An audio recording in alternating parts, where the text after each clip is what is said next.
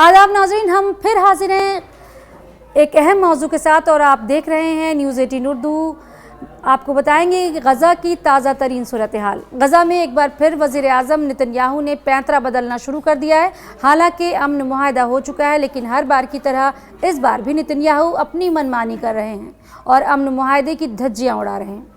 जी हाँ, सहयूनी वज़ीर आज़म नेतन्याहू ने गज़ा में किसी भी तरह की इंसानी दोस्ताना इमदाद के दाखिले पर रोक लगा दी है। वज़ीर आज़म नेतन्याहू ने एक बार फिर जंगबंदी के मुआहदे को पूरी तरह नज़रअंदाज करते हुए ये हिदायत दी है कि गज़ा में इंसानी इमदाद के दाखिले की पूरी तरह से रोक दिया जाए।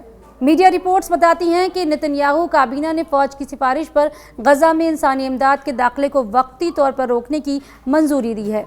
इस इक़दाम का इत्तलाक़ फ़िलहाल तमाम इमदादी सामान पर होगा और कब तक जारी रहेगा, इस बारे में हतमी इत्तला नहीं दी गई है। क्या गुज़िश्ता अमन मुआहदों की तरह ये अमन मुआहदा भी नाकाम साबित होगा? अपनी राय कमेंट सेक्शन में ज़रूर दें और मुझे दें इजाज़त। खुदा हाफ़िज़।